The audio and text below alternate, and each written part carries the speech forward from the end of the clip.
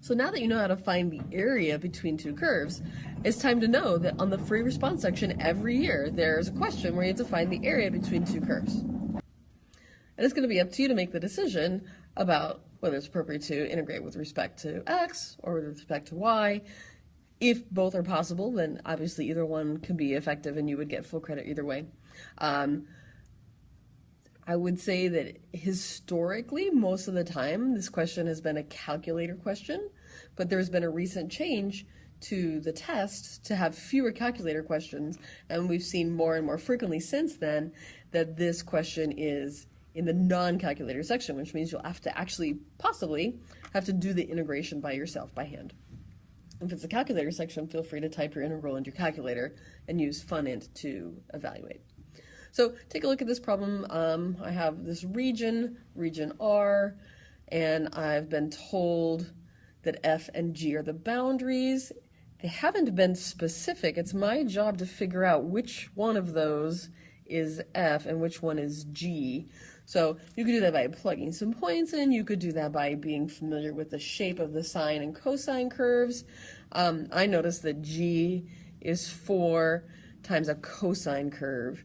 And I know the shape of the cosine curve. Notice this inside here, there's no phase shift in the cosine.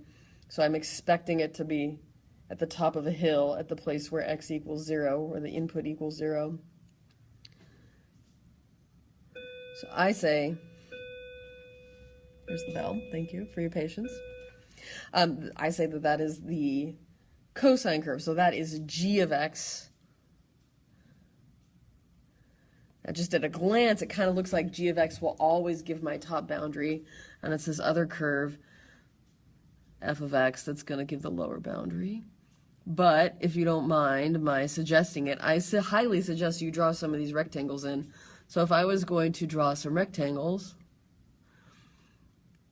it looks like it doesn't matter where I draw my rectangles.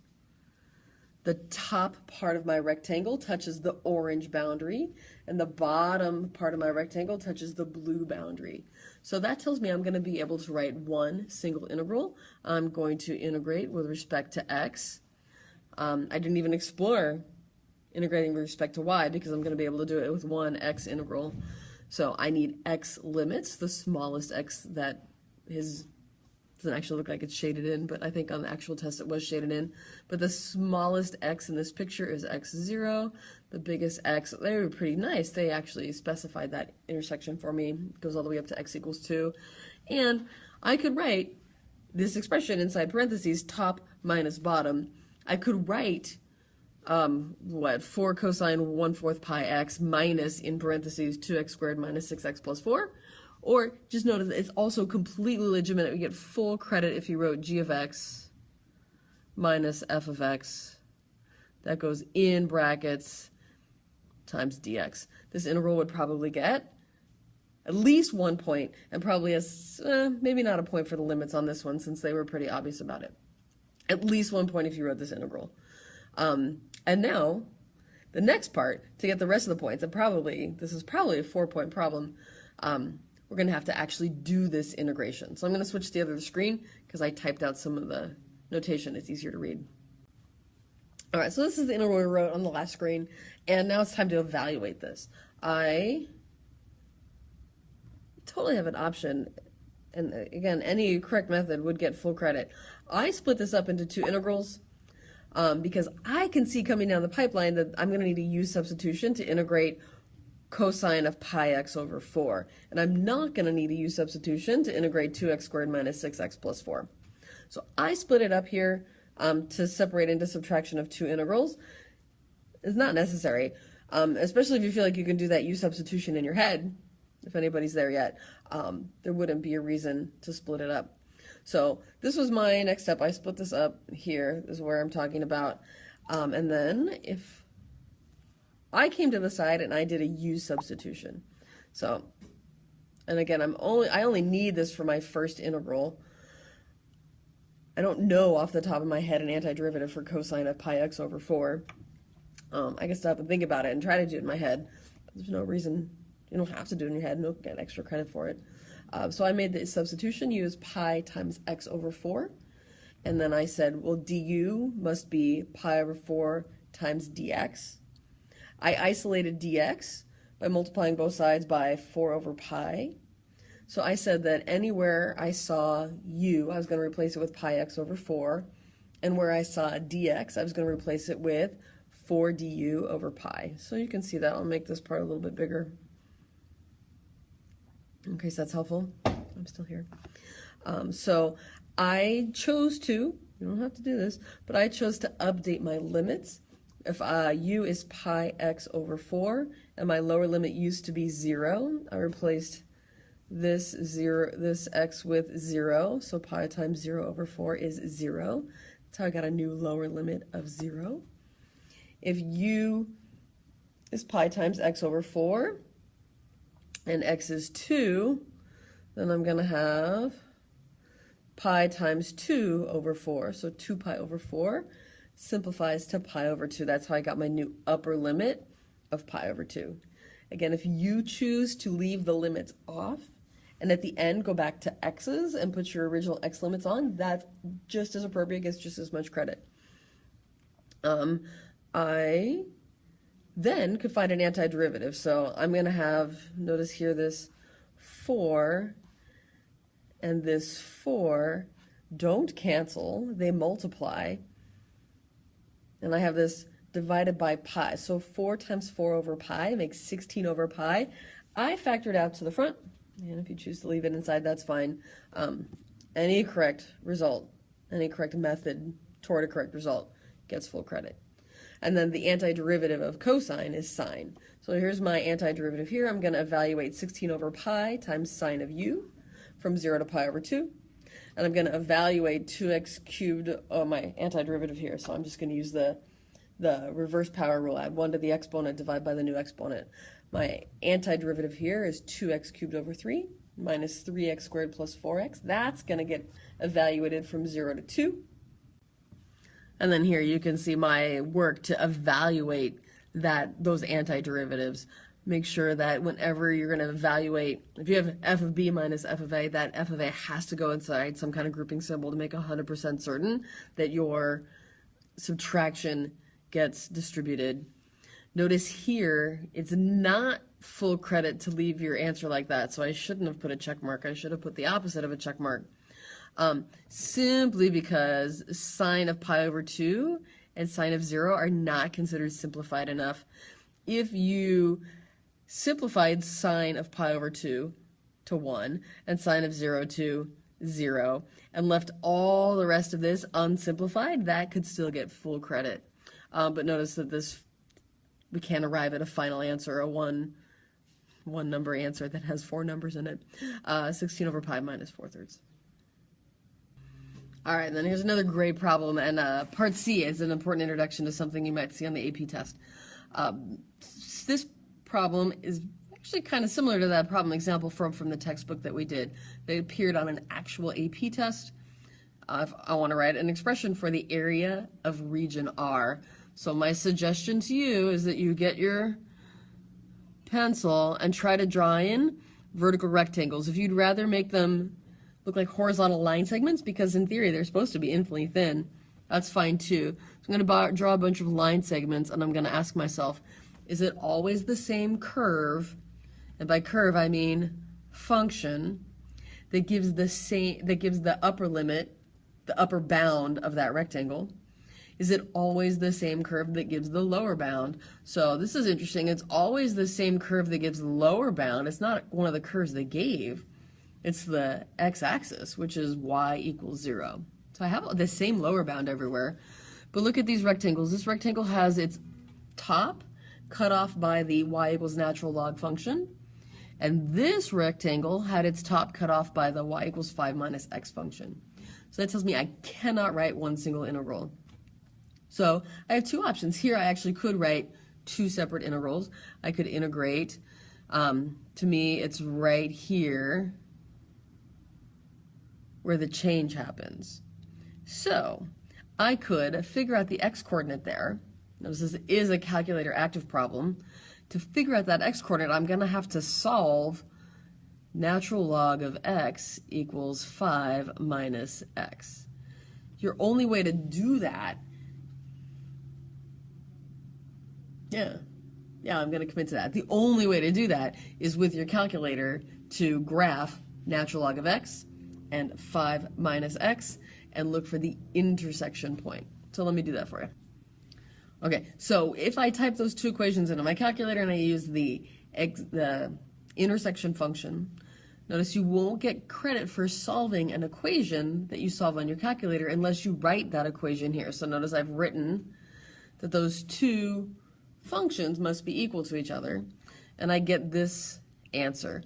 So you could have, this is sort of just like a little fancy technique you can use. You can define your own variable.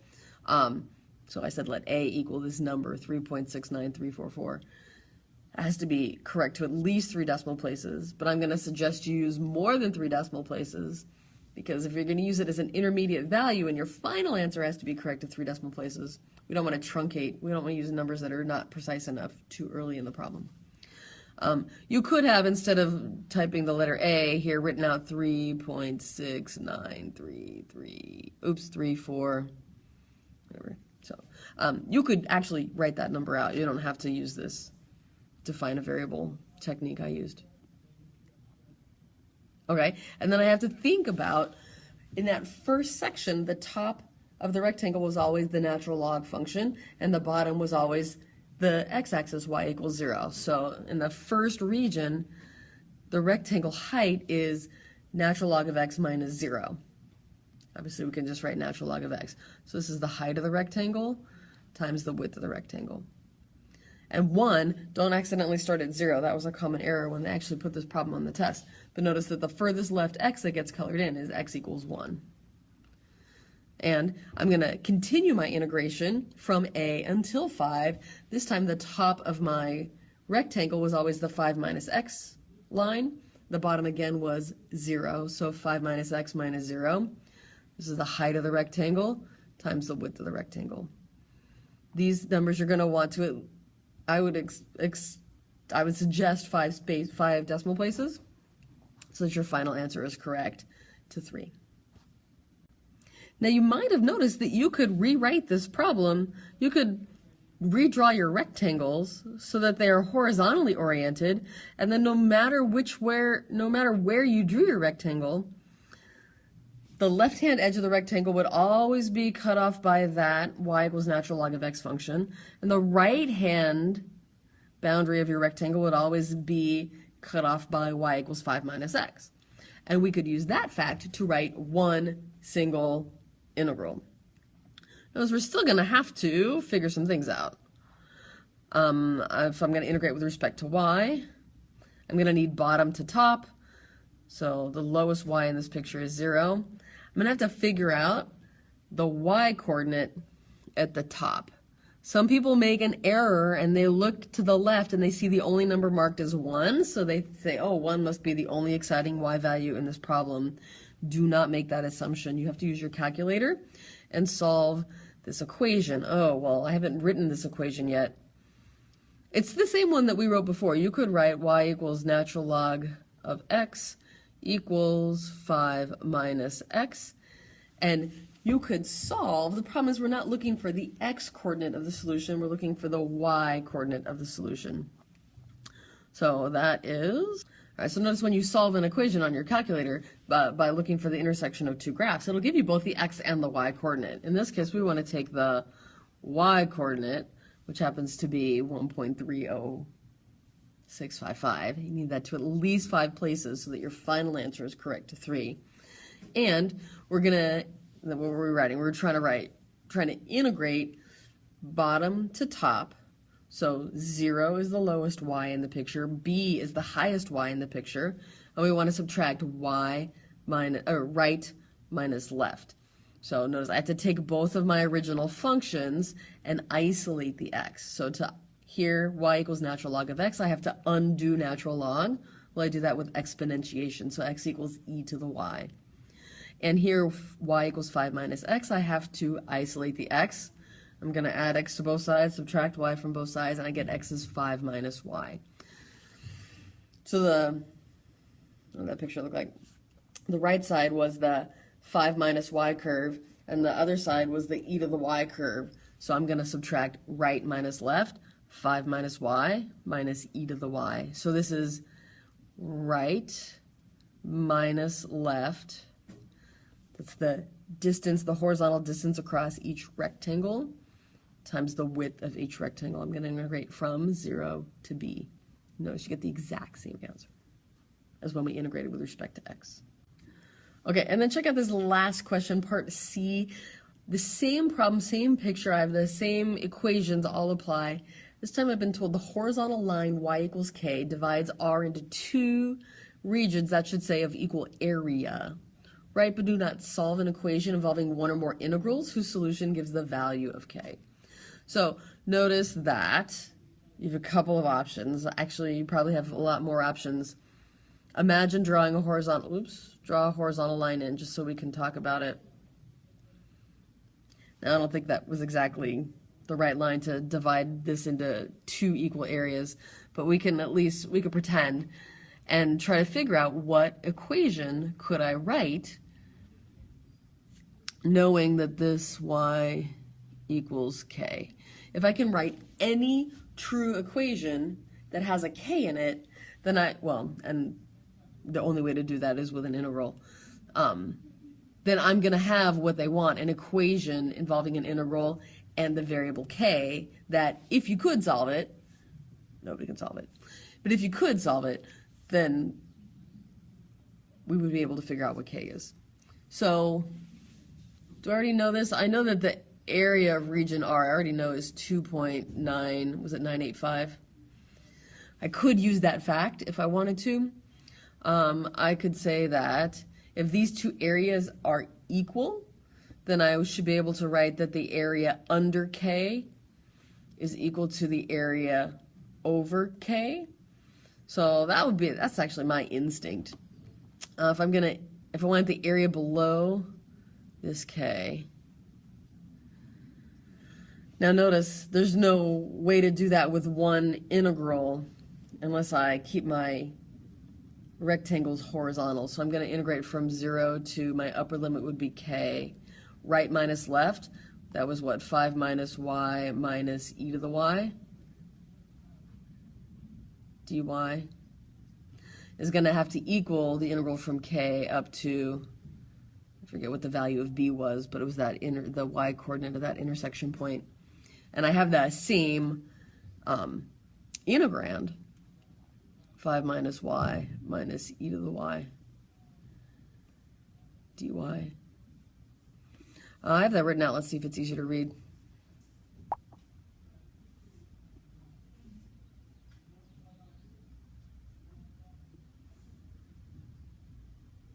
All right, so this is one solution. There are others. Notice that if, just like a second solution idea that I thought of, we know from 0 to k, oops, that didn't make any sense, of 5 minus y minus e to the y dy. If that's supposed to be half of region R, then I could say that that's 1/2 times, and I could either fill in my original integral from part A, or I could write was it 2.985? Whatever the actual area was that we computed. This is another great way. All I need to do is come up with an equation that contains a k and at least one integral. That's true. And this is a true equation that contains k.